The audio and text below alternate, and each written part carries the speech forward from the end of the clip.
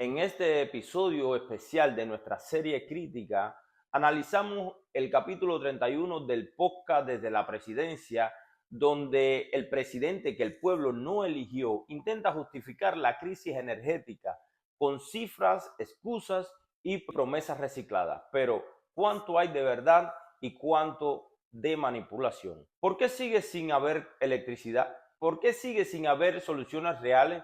¿Por qué no mencionan las protestas ni la desesperación del pueblo? En este episodio no es uno más, es el intento de apagar la rabia del pueblo con palabras. Díaz-Canel se sienta a hablar de los apagones como si eso fuera suficiente para que tú, que lleves días sin luz, te sientas mejor. Dice que es un problema sensible y urgente, pero ¿cuántas veces hemos escuchado esto? ¿De qué sirve repetirlo si las soluciones reales nunca llegan? Hablan de comparaciones técnicas entre marzo y mayo. Usan números fríos para intentar explicar por qué los apagones son ahora peores. Evitan la pregunta que todos nos hacemos. ¿Por qué si dicen que hay más disponibilidad eléctrica, hay más apagones? Luego entra el ministro Vicente de la O y dice que no hay combustible, que las termoeléctricas son viejas, que la generación distribuida no funciona porque no hay aceite, y aunque por un momento suena a sincero, enseguida lo cubren todo con la promesa de un plan mágico para el 2025, un plan que ni siquiera cubrirá la mitad de la energía que se necesita en el día de hoy. Y mientras tanto, cocinamos con leña, dormimos y nos alumbramos con las velas. Dicen que han incorporado más plantas que en marzo, pero si hay más plantas y más generación, ¿por qué hay más apagones? La respuesta es simple: la ineficiencia, la falta de gestión real y el maquillaje de cifras. Hablan de revisar pozos, de chequeo ministeriales, de planes para el verano. Todo eso suena a movimiento, pero no a soluciones reales. Es como si tuvieras hambre y te dijeran que están revisando el fogón. Y los parques fotovoltaicos los mencionan como si fuera una luz al final del túnel. Eso no va a cambiar nada, es una burbuja discursiva para distraer. Este podcast oficial es una estrategia psicológica. Repetir estamos trabajando una y otra vez espera que nos resignemos, que pensemos tal vez ahora sí, pero lo cierto es que llevan años diciendo lo mismo y cada vez estamos peor. Nos quieren confundir con tantos datos que hasta nosotros, que hacemos análisis crítico todos los días, nos hemos equivocado numerando estos episodios. Imagínate lo que pasa al cubano que solo quiere entender por qué no tiene luz y escucha este teatro. Este es el primer episodio de esta serie que vamos a analizar el podcast completo para ir entendiendo y usted comprenda que esto es real. El poder de los dirigentes y mantenerse en ese poder dependen de que usted se trague el cuento que ellos te venden en todos los noticieros, en todos los medios y en programas como estos. Recuerda, este es el episodio número 1. No olvide compartir esta información para seguir viendo las demás partes. Fue una hora de manipulación, engaño y mentira. Aquí te dejo algunos fragmentos para que escuche y entienda cómo te engañan y te manipulan.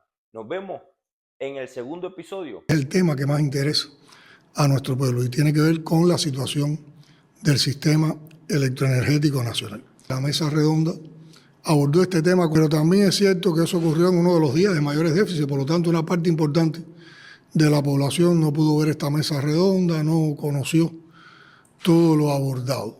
Los propios planteamientos y argumentos que se dieron en la mesa redonda generaron también estados de opinión, en los cuales encontramos opiniones de todo tipo. Hay también incertidumbre, hay algunos elementos de desconfianza, hay algunos elementos de preocupación, hay algunos elementos también de incomprensión. Porque con la respuesta a algunas de estas e interrogantes podemos organizar bien los argumentos que vamos a exponer. Son mayoría quienes están conscientes de que el gobierno trabaja hoy con una prioridad por encima de todas las infinitas prioridades que tiene el Estado socialista comprometido con el pueblo.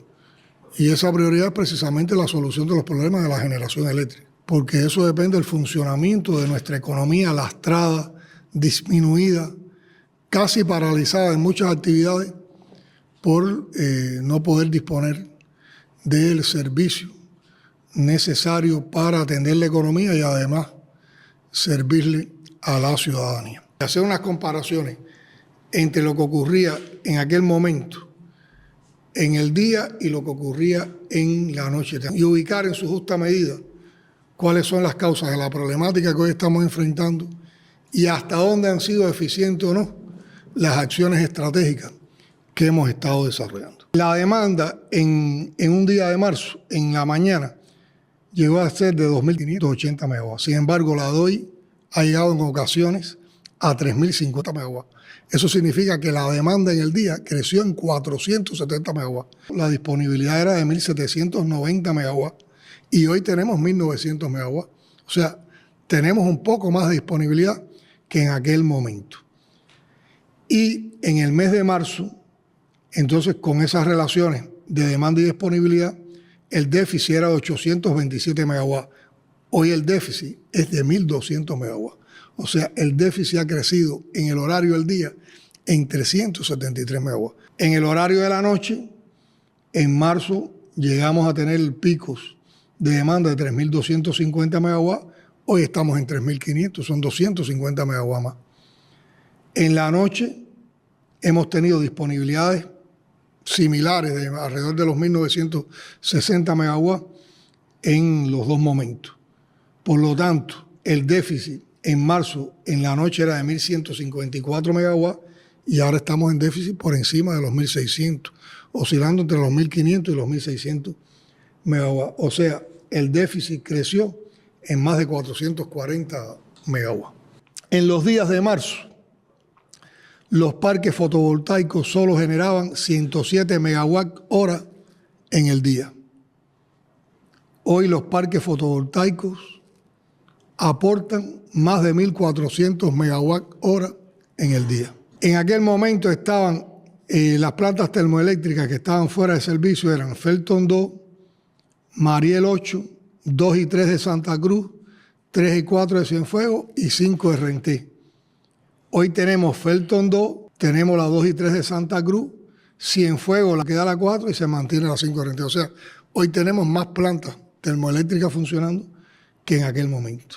La generación distribuida se encontraba afectada por falta de combustible en 472 megawatts. Hoy la generación distribuida sin combustible tiene una afectación de 508 megawatts y a eso se suma que también hay una generación distribuida que no está funcionando por carencias de aceites de 139 megawatts. La generación distribuida tenemos afectados 747 megawatts, que son 300 megawatts más que en aquel momento.